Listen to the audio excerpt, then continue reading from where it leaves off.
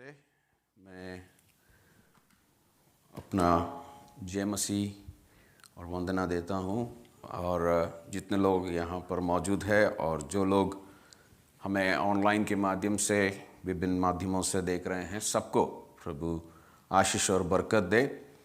आज एक बार फिर से प्रभु के चरणों पर आने के लिए और प्रभु की महिमा करने के लिए परमेश्वर ने हमें मौका दिया, इसलिए प्रभु को धन्यवाद देता हूँ। हमारा परमेश्वर हमें जय देने वाला परमेश्वर है और वो हमें जयवंत रीति से चलाने वाला परमेश्वर है। मैं बहुत खुश हूँ आज प्रभु के चरणों पर आकर, क्योंकि काफ़ी महीने मैं हिंदी सर्विस में आ नहीं सका और पिछले बार जब सर्विस हुआ तो मैं घर से प्रचार किया था, चर्च में नहीं आ पाया। लेकिन आज परमेश्वर ने ऐसा एक मौका दिया कि काफ़ी टाइम के बाद अगर मैं करीब एक साल और लगभग एक साल के बाद हिंदी सर्विस में आप लोगों के साथ मिलकर प्रभु की स्तुति करने के लिए प्रभु ने मौका दिया, इसलिए प्रभु को धन्यवाद देता हूँ। जब मैं विश्वास में आया था तब मैं एक हिंदी कलीसिया में था, इसलिए आज भी सारे सर्विसों के बीच में मेरे को हिंदी जो सर्विस है सबसे अच्छा लगता है। चाहे कितने लोग हैं, कम है ज़्यादा है, ये मेरे को नहीं फ़र्क पड़ता। लेकिन जब हम हिंदी में गीत गाते हैं और प्रभु की स्तुति महिमा करते हैं तो दिल में एक ख़ास खुशी की माहौल आ जाता है। और आज भी प्रभु ने ऐसा ही अवसर दिया, इसलिए प्रभु को धन्यवाद देता हूँ। जो समय हमारे सामने बचा है उस समय में मैं जल्दी से आपका ध्यान प्रभु के वचन की ओर लेकर जाना चाहता हूँ। और मैं विनती करूँगा कि हमारे भाई बिजू जो वचन मैं कहूँगा वो पढ़कर, माइक में से पढ़कर मदद करें। यहोशू की किताब उसके 1 अध्याय उसके 8 पद को हम पढ़ेंगे। यहोशू की किताब उसके 1 अध्याय उसके 8 पद, the book of Joshua chapter 1 versus 8। हम सबको काफ़ी परिचित एक वचन है। उस वचन को पढ़कर कुछ बातें मैं आपको याद दिलाना चाहता हूँ इस समय। यहोशू की किताब 1 अध्याय उसका 8 पद। व्यवस्था की ये पुस्तक तेरे चित्त से कभी ना उतरने पाए, इसी में दिन रात ध्यान दिए रहना, इसलिए कि जो कुछ उसमें लिखा है उसके अनुसार करने की तू चौकसी करे, क्योंकि ऐसा ही करने से तेरे सभी काम सफल होंगे और तू प्रभावशाली होगा। तेरे सभी काम सफल होंगे, तेरे सभी काम सफल होंगे। इस शाम के समय मैं जो बात आप लोगों को बताना चाहता हूँ, मेरे ध्यान से सुनना। हर कोई सफलता चाहता है अपने जीवन में, हर कोई चाहता है कि अपने जीवन में सफल हो। ऐसा कोई भी इंसान नहीं है जो कहेगा मैं सफलता नहीं चाहता, मैं पराजित होना चाहता हूँ, मैं हार चाहता हूँ, मैं हमेशा जिंदगी में हारा हुआ अवस्था में आगे बढ़ना चाहता हूँ। ऐसा कोई भी नहीं बोलेगा। हर कोई बोलेगा कि मैं सफल होना चाहता हूँ, मेरी जिंदगी में मैं सफलता चाहता हूँ। और काफी लोग सफलता के पीछे भाग दौड़ करते हैं और कुछ भी हो जाए वो सफल होना चाहते हैं। उसके लिए शायद कई बार दूसरों को पीछे छोड़कर, कुचलकर वो आगे बढ़ना चाहेंगे, क्योंकि हर कोई अपने जीवन में सफलता चाहते हैं। काफ़ी कंपनियां जो दुनिया में हैं वो ये बताते हैं कि अगर आप हमारे पास आओगे तो हम आपको कैसे सफल होना है ये सिखाएंगे। और काफ़ी लोग काफ़ी पैसा खर्च करते हैं ये सीखने के लिए कि कैसे सफल होते हैं। और काफ़ी बार क्या होता है कि वो कंपनी तो सक्सेस हो जाती है, वो तो सफल हो जाते हैं, लेकिन लोग इतना सफल फिर भी नहीं हो पाते। सफलता के विषय में अगर कोई सेमिनार चलाए, कुछ बात हो जाए तो लोग भाग दौड़ कर वहाँ पर चले जाते हैं, क्योंकि जैसे मैंने कहा हर कोई इंसान के अंदर सफल होने का एक इच्छा है। आज हम जब इस बात को समझते समय, कई बार सेवगाई में भी कई लोग सफलता को कई रीति से देखते हैं। कुछ लोग सोचते हैं कि अगर बड़ा सा चर्च हो तो आपकी सेवगाई सफल है। कई लोग ऐसा सोचते हैं कि काफ़ी लोग हैं तो वो सफल है। काफ़ी बातों के द्वारा लोग इस प्रकार देखते हैं। और कुछ लोग ये भी सोचते हैं कि चलो अगर मुझे बड़े बड़े मीटिंगों में प्रचार करने का मौका मिला या उधर फलाना कन्वेंशन में इधर उधर सब मंडली में मुझे अगर प्रचार करने का एक बार मौका मिला तो वो मेरी सेवकाई का क्या है, सफलता है। लेकिन हम आज कुछ बातें मैं आपको याद में दिलाना चाहता हूँ कि परमेश्वर का वचन इस विषय में क्या बताता है। ये काफ़ी बार मैं कई जगह पर इस विषय के बारे में अक्सर बात करता हूँ और मैं अपने जीवन में काफ़ी मनन करने वाला एक विषय है ये।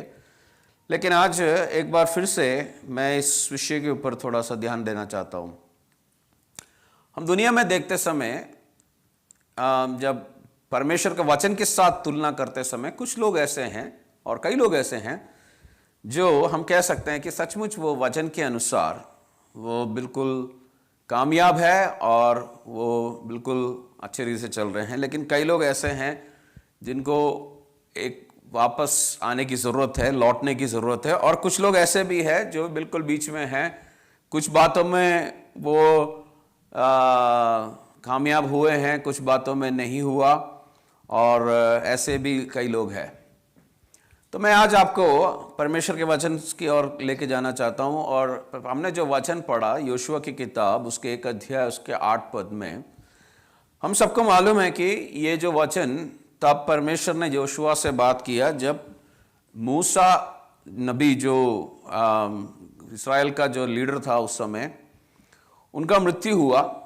उनके मृत्यु के बाद परमेश्वर ने यहोशुआ को चुना कि परमेश्वर के लोग जिनको आगे कनान देश में लेकर जाने के लिए परमेश्वर ने यहोशू को चुना।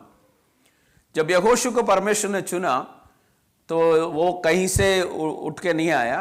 वो काफ़ी साल मूसा के साथ चलने वाला एक व्यक्ति था। मूसा का असिस्टेंट के रूप में, उसके सेवक के रूप में काफ़ी टाइम मूसा के साथ उसने समय बिताया था।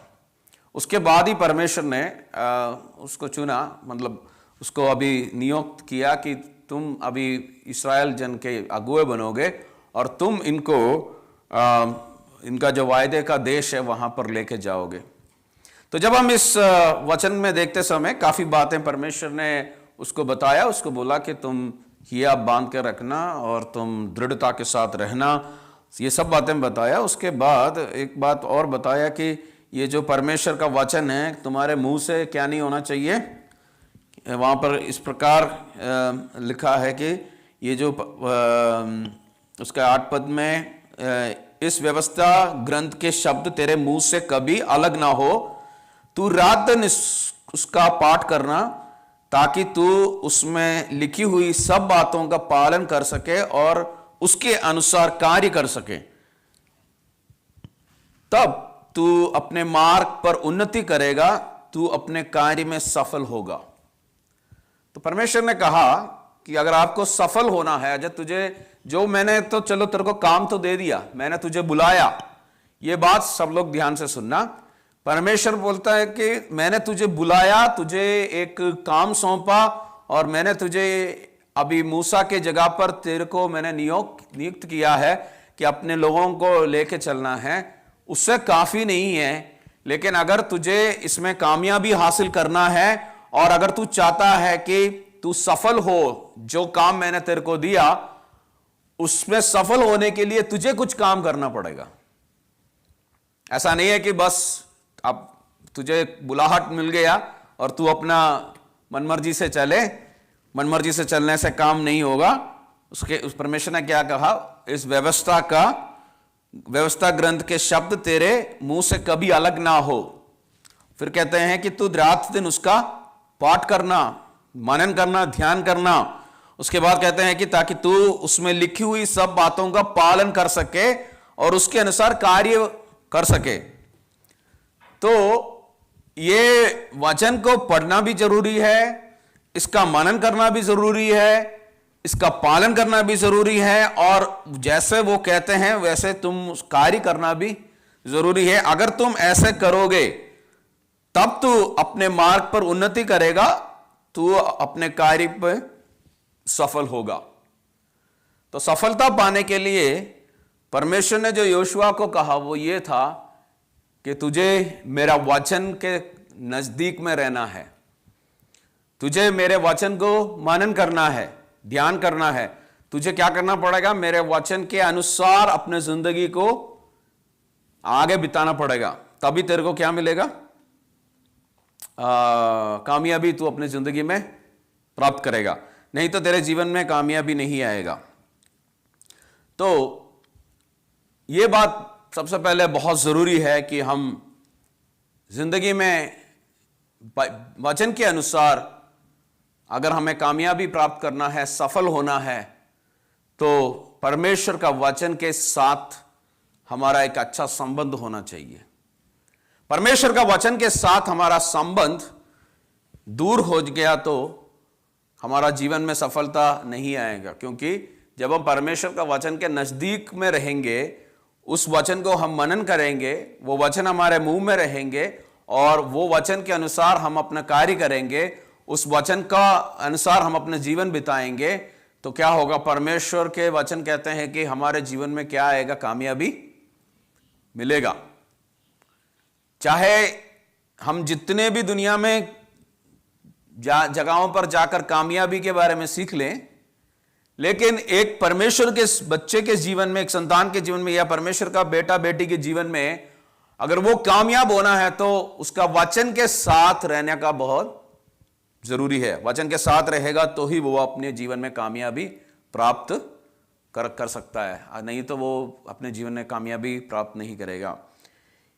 ये बात हमें अक्सर मालूम है, ये जो बात जो मैंने कही उसमें कोई नई बात नहीं है, लेकिन हमारे रोजाना जिंदगी में, हमारे जो जिंदगी के हर एक दिन या हमारे जिंदगी जैसे चलती है इस दुनिया में, तो कई बार ये बात को हम महसूस करते हैं कि कई बार क्या होता है कि हमें मालूम है, लेकिन फिर भी हम क्या करते हैं?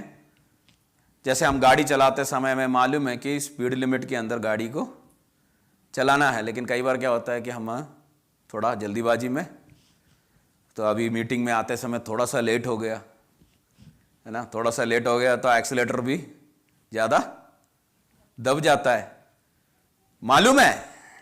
फिर हम क्या करते हैं? इधर उधर देखते हैं कहीं पुलिस तो नहीं है, फिर हम इधर उधर देखते हैं, अगर कहीं से एक पुलिस की गाड़ी दिख गया तो भैया फिर तो पसीने छूट जाते हैं। सोच लो आप एक्सीलेटर को दबा दिया और स्पीड के ऊपर जा रहे हैं और पीछे से आपने दूर से एक पुलिस की गाड़ी को आते हुए देखा, लाइट भी डली हुई है, पक्का आपका तो पूरा। लेकिन क्यों हम करते हैं ये? इसलिए कि हमें मालूम नहीं है कि स्पीड लिमिट में गाड़ी चलाना, नहीं, उसका कारण वो नहीं है। उसका कारण यह है कि जानते हुए भी हम जिंदगी की परिस्थितियों में जब हम आते समय हम उसको उल्लंघन करते हैं। तो इसलिए एक बात मसीह लोगों के जीवन में और प्रभु के लोगों के जीवन में एक बात याद रखना कि हमें परमेश्वर के वचन के नजदीक रहना है, क्योंकि कई बार हम भूल भी जाते हैं, कई बातें हम भूल जाते हैं। इन दिनों में एक चीज़ मैं करने की कोशिश कर रहा हूँ और काफ़ी हद तक तो मैं कर पा रहा हूँ, वो ये है कि परमेश्वर का वचन ये तोड़ तोड़ के पढ़ने के से हटकर एक किताब, उसको पूरा, जैसे हमारा न्याय नियम में जितने भी पत्रियां हैं, ये सब एक ही बार में, जो अक्सर जो छोटे छोटे पत्रियां हैं उसको पढ़ने के लिए 20 मिनट लगते हैं, 15-20 मिनट, या कई किताबें ऐसे हैं जिसमें 30 मिनट से ज़्यादा नहीं लगता। क्योंकि मैंने एक बात सीखा, ये तो मालूम था लेकिन इन पिछले दिनों में उसके बारे में ज़्यादा मैंने ध्यान दिया कि करीब 1500 तक, उन साल 1500, 1600, उस समय तक तो बाइबल में चैप्टर्स नहीं थे, अध्याय नहीं थे, उसमें कोई वर्सेस नहीं थे, ये नहीं थे, ये सब एक साथ ही थे। उसके बाद ये सब कुछ डाला गया। तो मैंने एक चीज़ महसूस किया कि जब पूरा एक चीज़ पढ़ते हैं तो काफ़ी बातें हमारे अंदर, जैसे परमेश्वर के वचन का जो शिक्षाएं हमें हमारे ध्यान में आ जाती है। तो मैं आप लोगों को सबसे पहले एक बात बताना चाहता हूं कि परमेश्वर यहां पर जैसे योशुआ को कहा तुम्हारा ये वचन तुम्हारे मुंह से क्या नहीं होना चाहिए, या तुम्हारे जिंदगी से अलग नहीं होना चाहिए, और तुम्हें क्या करना पड़ेगा कि इसको रोज और इसका ध्यान रात दिन करना पड़ेगा, और इसके अनुसार जीवन भी बिताना पड़ेगा, और जैसा ये वचन बताता है वैसे तुझे कार्य भी करना पड़ेगा। अगर वो नहीं करेंगे तो तुम्हारे जीवन में जैसे मैं चाहता हूं वैसे काम नहीं हो सकता। दूसरी बात, एक बात और मैं, और या एक या दो बात और मैं आप लोगों के बीच में याद दिलाना चाहता हूं। वो ये है कि जब हम परमेश्वर का वचन पढ़ते समय वफादारी से प्रभु के पीछे चलना बहुत जरूरी है। वफादारी से एक वचन हम पढ़ेंगे और कुछ वचन पढ़ेंगे। पहला राजा की किताब उसके 2 अध्याय उसके 1 से लेकर 4 तक जरा पढ़िएगा। हम खास अक्सर इसको नहीं पढ़ते, इसलिए मैं पढ़ना चाहता हूं। जो वचन हम अक्सर पढ़ते हैं मैं कई बार उसको बोल के जस्ट आगे बढ़ता हूं, लेकिन ये जो पहला राजा किताब 2 अध्याय उसके 1 से 4 तक पढ़िएगा। जब दाऊद के मरने का समय निकट आया। अभी दाऊद एक बहुत बड़ा मनुष्य था, राइट। हम सबको मालूम है कि अगर हम बाइबल में से कुछ बड़े बड़े लोगों का नाम बताने के लिए कहेंगे तो अगर ये कहेंगे कि बाइबल का अगर 10 बड़े लोगों का नाम बताने के लिए कहेंगे तो दाऊद का नाम तो वहां पर आएंगे। कुछ लोगों के लिस्ट में तो वो टॉप या ऊपर जो 5 में भी आ सकता है। तो दाऊद के जीवन में कमी घटियां आया, लेकिन परमेश्वर का वचन कहते हैं कि वो परमेश्वर के हृदय के अनुसार का एक व्यक्ति था। और दाऊद का मृत्यु का समय आया, और हमें मालूम है कि जितने भजन संगीता हम पढ़ते हैं उसमें से आधा तो दाऊद ने लिखी हुई रची हुई गीत हैं। तो अभी पढ़िए आगे, उसका मृत्यु का समय आते समय वो अपने पुत्र सुलेमान को बुलाकर कुछ बातें कहा। सुनिए क्या बोलता है। तब उसने अपने पुत्र सुलेमान से कहा, हाँ, मैं संसार की रीति पर कूच करने वाला हूं, इसलिए तू हिया बांधकर पुरुषार्थ दिखा। जो कुछ तेरे परमेश्वर यहोवा ने तुझे सौंपा है उसकी रक्षा करके उसके मार्गों पर चला। उसके जो भी परमेश्वर ने तुझे सिखाया दिया उसके मार्गों पर तुझे चलना है। आगे, और जैसा मूसा की व्यवस्था में लिखा है वैसा ही उसकी विधियों तथा आज्ञाओं और नियमों और चितौनियों का पालन करते रहना। तो जैसे नियम है उसको तुझे पालन करना है। आगे, जिससे जो कुछ तू करे और जहां कहीं तू जाए, जहां कहीं भी तू जाए उसमें तू सफल होएगा। और यहोवा अपना वह वचन पूरा करे जो उसने मेरे विषय में कहा था। यदि तेरी संतान अपनी चाल के विषय में ऐसे ही सावधान रहे कि अपने संपूर्ण हृदय और संपूर्ण प्राण से सच्चाई के साथ तेरे नित मेरे सम्मुख चलते रहे, तब तो इस्राएल की राजगद्दी पर विराजने वाले की तेरे कुल परिवार में घटी कभी ना होगी। तो यहां पर मैं उसको संक्षिप्त रूप में बताता हूं कि वहां पर परमेश्वर ने दाऊद को एक वाचा दिया था, कि वायदा दिया था कि अगर तेरे संतान मेरे सामने वफादारी से चलेंगे और पूरे दिल से और पूरे मन से पूरे ध्यान लगाकर अगर वो मेरे पीछे चलेंगे तो इस्राएल के जो राजगद्दी में बैठने के लिए तुम्हारे आगे की पीढ़ियां रहेंगे। मतलब ये था कि जब तक वो लोग वफादारी से मेरे पीछे चलेंगे तब तक मैं उन तेरे पीढ़ियों को आशीष देंगे। लेकिन हमें मालूम है कि जो सुलेमान उसका बेटा था वो काफी काम किया, लेकिन अंत में वो परमेश्वर के सामने वफादारी से रह नहीं पाया और उसका जो राज्य 2 भाग में बट गया। और उसके बाद से हमें मालूम है कि इस्राएल का जो चरित्र में वो दो भाग होकर आगे बढ़ा। तो यहां पर परमेश्वर चाहता है कि तू वफादारी से यदि कोई चलेगा तो मैं उनको आशीष और बरकत दूंगा। तो मैं ये बात आपको बताना चाहता हूं कि हमारे जिंदगी में, हमारे जिंदगी के अंत में या हमारे जिंदगी के रोजाने की जिंदगी में भी अगर हमें कामयाब होना है तो हमें क्या होना पड़ेगा? हमें वफादारी से प्रभु के चरणों पर रहना पड़ेगा। क्योंकि वफादारी एक खास बात है परमेश्वर के चरणों पर। उसी रीति से, क्योंकि हमारे सामने समय कम है अभी, इसलिए मैं एक बात और उसके साथ बताना चाहता हूं कि परमेश्वर यह भी चाहता है कि हम फलवंत हो। क्या हो? फलवंत हो। क्योंकि प्रभु यीशु मसीह ने यूहन्ना सुसमाचार 15 अध्याय में हमें बताया है कि हमें फलवंत रहना पड़ेगा, हमें फलवंत होना पड़ेगा। और फलवंत होने के लिए हमें क्या करना पड़ेगा? किसी को याद है फलवंत रहने के लिए क्या करना पड़ेगा? प्रभु यीशु मसीह ने एक बात बताया कि इसके बिना तुम फलवंत नहीं हो सकते। क्या था वो बात? है यूहन्ना सुसमाचार 15 अध्याय उसके 3 पद को पढ़िएगा। तुम तो उस वचन के कारण जो मैंने तुम्हें कहा है शुद्ध हो। हाँ, 4। तुम मुझ में बने रहो और मैं तुम में। जैसे डाली यदि दाखलता में बनी रहे तो अपने आप से नहीं फल सकती, वैसे ही तुम भी यदि मुझ में बने ना रहो तो नहीं फल सकते। तो यहां पर ये बताते हैं कि अगर तुझे फलवंत होना है तो क्या करना पड़ेगा? यीशु मसीह में बने रहना पड़ेगा। क्योंकि एक डाली और जो पेड़ में से हटकर वो उसमें फल हो सकता है? नहीं हो सकता। अगर आप एक एप्पल का, जो यहाँ पे सब एप्पल पिकिंग के लिए जाते हैं लोग और काफ़ी पिकिंग करने के लिए जाते हैं, तो अगर आप वहाँ पर जाएंगे तो कहाँ पर आपको एप्पल मिलेगा? सेब कहाँ पे मिलेगा? जो डाली पेड़ के साथ जुड़ी है और उसमें ही आपको क्या मिलेगा?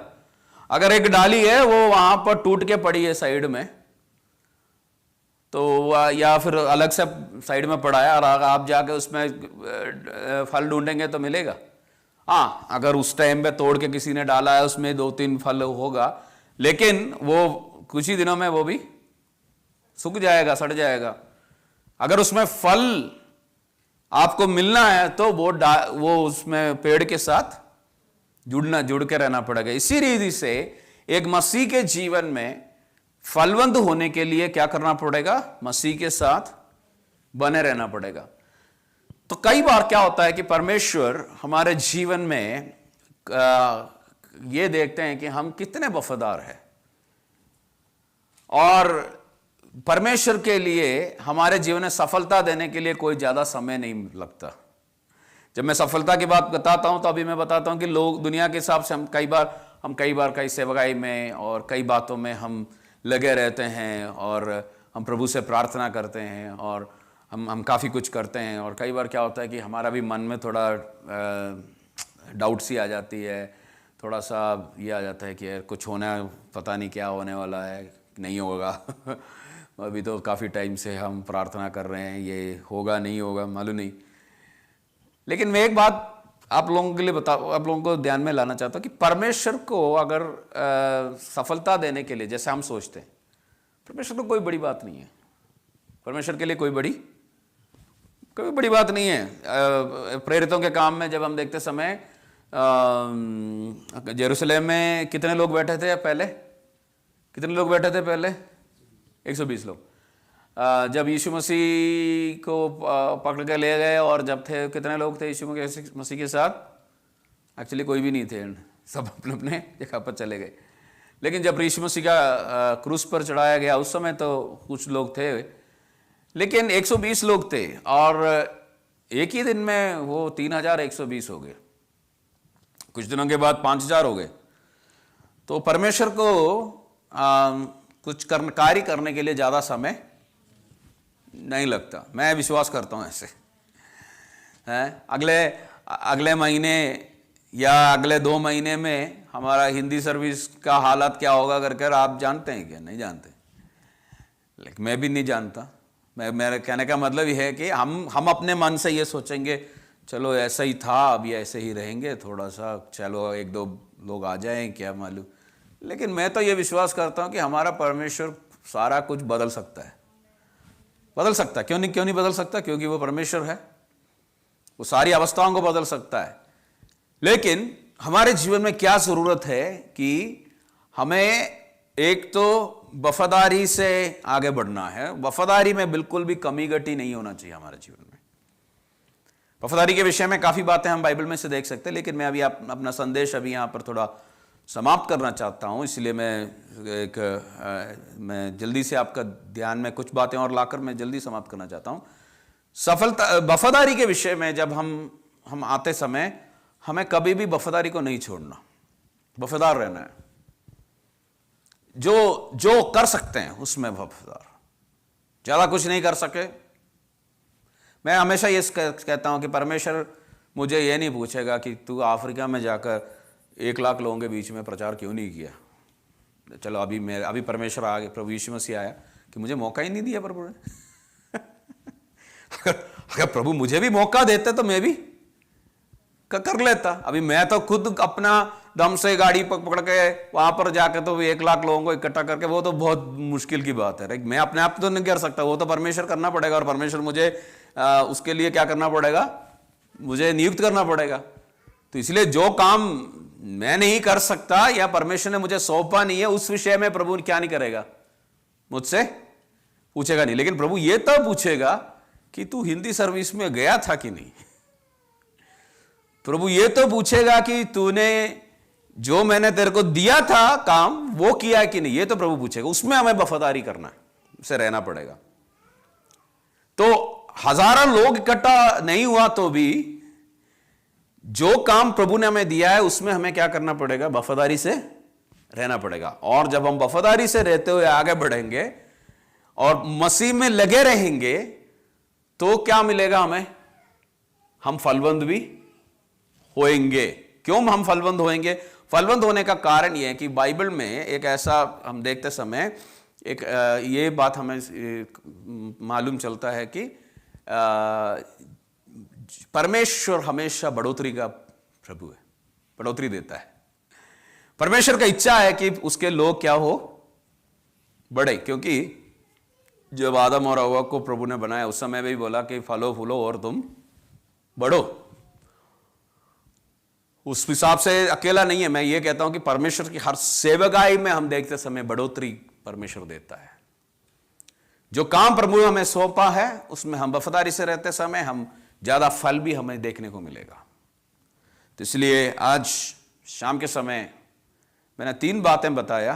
एक्चुअली जो बातें मैं बोलने के लिए आया था वो तो मैंने एक भी बात भी नहीं बताया।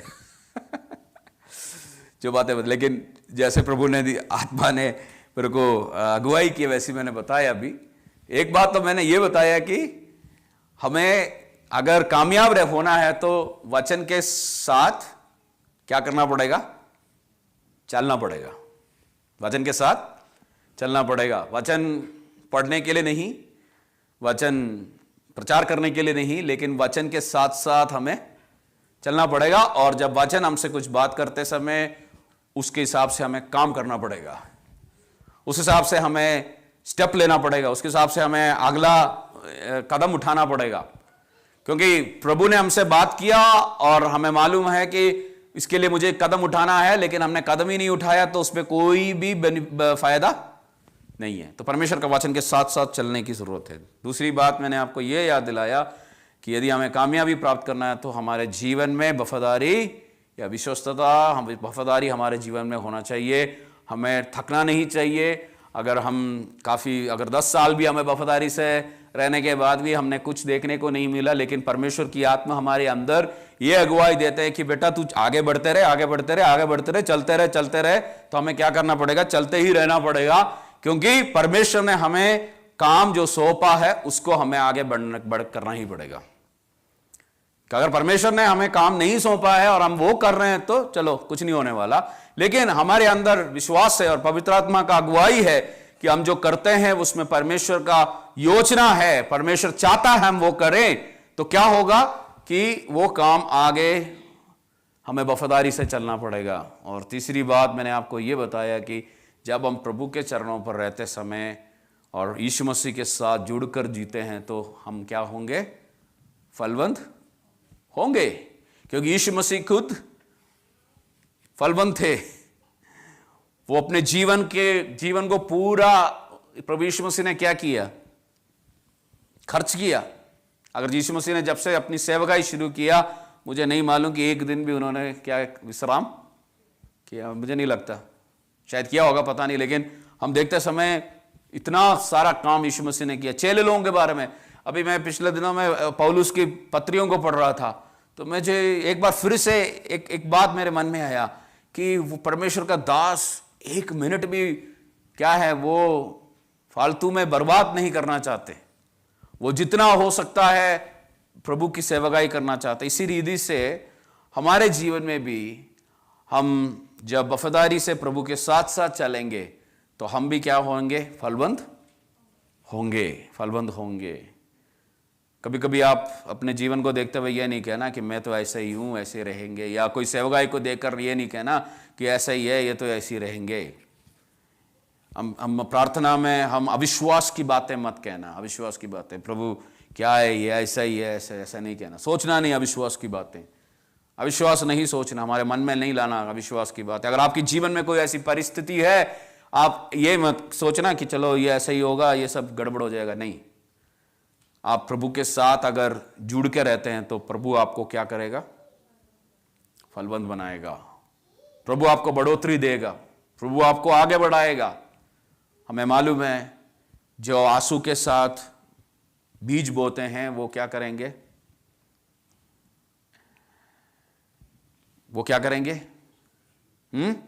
जो आंसू के साथ बीज बोते हैं वो क्या करेंगे? खुशी के आनंद के साथ, खुशी के साथ वो क्या करेंगे? वो कटनी करेंगे। इसका मतलब यह है कि अगर हम वफादारी से प्रभु के साथ, वचन के साथ रहकर प्रभु यीशु मसीह में बने रहते हुए हम यदि आगे बढ़ेंगे तो हमारे ज़िंदगी का हर बात को संभालने के लिए हमारा परमेश्वर सामर्थी है, हमारा परमेश्वर बलवंत है। इसलिए हम अपने हियाब को ना छोड़ें, हम अपने ज़िंदगी में आगे बढ़ते रहें। एक बात का याद रखना कि जैसे यहोशुआ को परमेश्वर ने कहा कि ये वचन तेरे मुंह में और तेरे साथ साथ तू अगर ये वचन के साथ रहकर उसका पालन कर उसके हिसाब से काम कर तू आगे बढ़ेगा तो तू जो भी है तू ऊंचाई पे जाएगा, तू जो भी करेगा वहाँ पर तेरे को कामयाबी मिलेगा। आइए हम अपने आँखों को बंद करें, एक क्षण हम प्रार्थना करेंगे और प्रभु के हाथों में अपने जीवन को समर्पण करेंगे। एक बार फिर से प्रभु के चरणों पर आने के लिए और प्रभु की महिमा करने के लिए प्रभु ने मौका दिया, इसलिए हम प्रभु को धन्यवाद करेंगे। Hallelujah, hallelujah, hallelujah, praise God, hallelujah. धन्यवाद पिता परमेश्वर, हालेलुया, हालेलुया। हम प्रार्थना करेंगे। हमारे स्वर्गपिता परमेश्वर प्रभु जी, धन्यवाद देते हैं सुंदर समय के लिए। प्रभु एक बार और फिर से आपके चरणों पर आने के लिए आपने हमें मौका दिया, इसलिए हम धन्यवाद देते हैं। जैसे प्रभु आपने यहोशू को कहा और हम भी हमारे जीवनों को आपके हाथ में देते हैं प्रभु। आपका उद्देश्य, योजना हमारे जीवन में है, उससे भी बढ़कर प्रभु हम जो तेरे वचन कहता है उस हिसाब से जिंदगी बिताने के लिए मदद करना। हम हमेशा वफादारी से रहने के लिए प्रभु आप हमें मदद करें। हम हमेशा प्रभु आपके साथ जुड़कर रहने के लिए और फलवंत होने के लिए आप मदद करें पिता परमेश्वर। जब इस दुनिया में लोग अपने घरों को देखकर, गाड़ियों को देखकर, नौकरी को देखकर गर्व करते हैं कि हम यहाँ पर कामयाब है, और कई बातों को देखकर कामयाबी को देखते समय होने दे कि हमारी गाड़ी, पैसा और कोई बात नहीं प्रभु, लेकिन हम आपके चरण में कैसे हैं, आपके साथ हम कैसे जीवन बिता रहे हैं, हमारा जिंदगी आपके चरणों पर कैसे, उस बात को देखकर, उस बात को समझकर प्रभु हम सचमुच में क्या है सफलता, इसको समझते हुए आगे बढ़ने के लिए मदद करना। जितने लोगों ने ये संगति में भाग लिया उन सब के लिए धन्यवाद देते हैं। जो लोग यहाँ पर आज आ नहीं सके लेकिन वो अपने घरों में और अपने अलग अलग जगहों से प्रभु इस मीटिंग को अटेंड किया, उनके लिए भी धन्यवाद देते हैं। यदि कोई बीमार है, कोई परेशानी में है, तो प्रभु हम प्रार्थना करते हैं कि प्रभु उनकी हर परेशानी को आप दूर करना, उनके जीवन में छुटकारा और आपकी आशीषें प्रभु तू देना। प्रार्थना करते हैं कि आप हम इन दिनों में जब इस दुनिया में काफ़ी क्लेश और मुसीबत हम देखते समय प्रभु होने दे कि हम सब सुरक्षित तेरे पंखों के तले रहने के लिए मदद करें।